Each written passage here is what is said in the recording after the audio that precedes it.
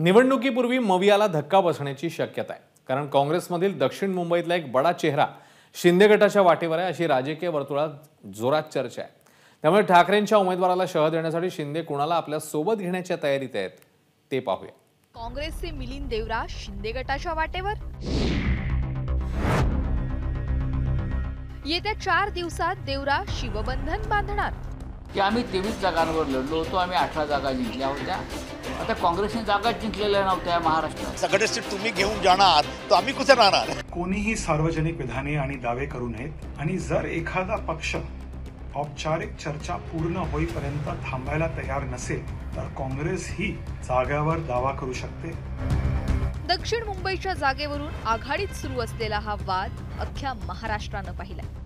आता याच वादाचा क्लायमॅक्स करण्याच्या तयारीत देवरा आहेत का असा प्रश्न उपस्थित होतोय, कारण दक्षिण मुंबईत ठाकरे गटालाच संधी मिळणार अशा चर्चा सुरू झाल्यात आणि त्यामुळेच आता आघाडीतून बाहेर पडण्याच्या तयारीत देवरा असल्याचं बोललं जात आहे। एबीपी माझाला मिळालेल्या सूत्रांच्या माहितीनुसार पुढील 4 दिवसात मिलिंद देवरा एकनाथ शिंदेंच्या शिवसेनेत प्रवेश करतील।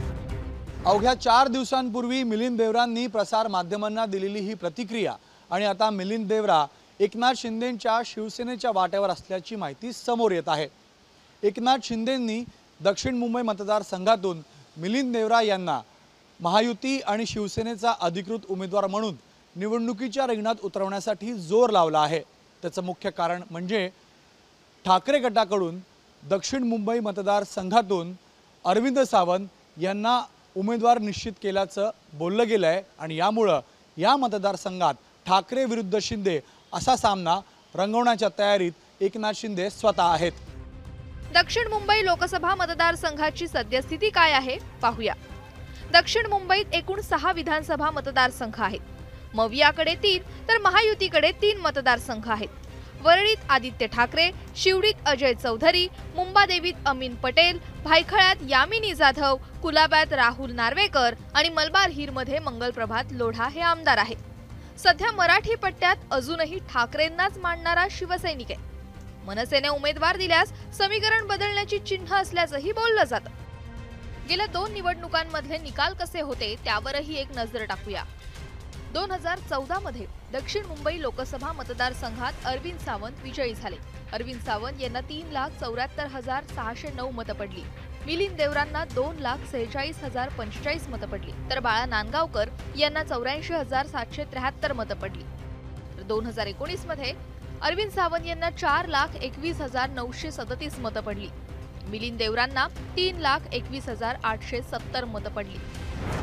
गेल्या निवडणुकीत अगदी 1 लाखाच्या फरकानं मिलिंद देवरांचा पराभव झाला होता। यंदा मात्र जिंकून यायचंच असा पण देवरांनी केलाय। तर ठाकरेंच्या उमेदवाराविरोधात शिंदे देवरांना उभं करणार अशा चर्चा रंगू लागल्या। तसं झालं तर यंदाही देवरा आणि अरविंद सावंत यांच्यात काटेकी टक्कर पाहायला मिळेल। एकनाथ शिंदे साहेब ज्या पद्धतीनं अहोरात्र मेहनत करतात लोकांसाठी, अशा नेत्याला जर मिलिंद देवरासारख्या एका नेत्याची साथ मिळाली तर मुंबईमध्ये अतिशय मोठ्या पद्धतीनं शिवसेना वाढू शकते, हे माझं प्रामाणिक मत आहे। आणि म्हणून मी देखील त्यांना आवाहन करेन की त्यांच्या मनामध्ये पक्षामध्ये यायचे जर चालू असेल तर त्यांनी शिंदे साहेबांचं नेतृत्व स्वीकारून वंदनीय बाळासाहेबांचा विचार पुढे नेण्यासाठी शिवसेनेमध्ये प्रवेश करावा। ही एक मोठी अफवा आहे जी विरोधक उचलतात। आम्ही जातोय, हे जातोय, काँग्रेसचे बरेच जण जात आहेत, हे विरोधक उठवतायत ही अफवा, ह्याच्यात काही तथ्य नाही। आपल्याला महाराष्ट्रात पक्षप्रवेशाचे अनेक बॉम्बलास्ट झालेले दिसतील। भाजपमध्ये खूप लोक येणार आहेत, शिंदेजीकडे खूप लोक जाणार आहेत आणि सोबतच अजितदादाकडे मोठी रांग आहे। आज त्या माहितीला काही आधार नाही, चर्चा दुनियाभरचे लोक करत असतात। महाविकास आघाडी भक्कमपणे उभी असल्यामुळे अनेकांच्या पायाखालची वाळू घसरलेली आहे। सर्वे महाविकास आघाडीच्या बाजूने असल्यामुळे महाविकास आघाडीला बदनाम करण्यासाठी, नेत्यांना बदनाम करण्यासाठी अशा प्रकारचे एक वावड्या या उठवल्या जातात। या काही वावड्या अशा आमच्याही अनेक काँग्रेसच्या नेत्यांच्या संदर्भात उठवल्या जातात। हे जाणून बुजून स्वतःची इबरत झाकण्यासाठी आणि केलेलं पाप जे आहे भ्रष्टाचाराच्या रूपानं ते त्याच्यावर पांघरून घालण्यासाठी अशा प्रकारच्या वावड्या उठवण्याचं काम सुरू झालेलं आहे. पण देवरांमुळे शिंदेंच्या शिवसेनेतील समीकरणं कशी बदलू शकतात तर ते सुद्धा पाहूया. जर देवरांनी शिंदे गटात प्रवेश केला तर त्याचा शिंदे गटाला काय फायदा होऊ शकतो ते सुद्धा पाहूया. एकनाथ शिंदेंकडे दिल्लीत विशेष चेहरा नाही. मिलिंद देवरांमुळे दिल्लीच्या वर्तुळात जम बसण्याची शक्यता आहे आणि त्यामुळेच मुख्यमंत्र्यांचे चिरंजीव श्रीकांत शिंदे देवरांना सोबत घेण्यासाठी आग्रही असल्याचं समजतंय. शिवसेनेतील बंडानंतर मोठ्या संख्येनं आमदारांचा पाठिंबा शिंदेंना लाभला, पण शिंदेंकडे दिल्लीसाठी तसा चेहरा नाही आणि म्हणूनच देवरांना ते आपल्या बाजूनं घेऊ शकतात. मिलिंद देवरा यांना सोबत घेऊन एकनाथ शिंदे दक्षिण मुंबई मतदारसंघातली ही जागा आपल्या पदरात पाडून घेण्याचा प्रयत्न करत असले तरीही भाजप याला विरोध करण्याची शक्यता नाकारता येत नाही.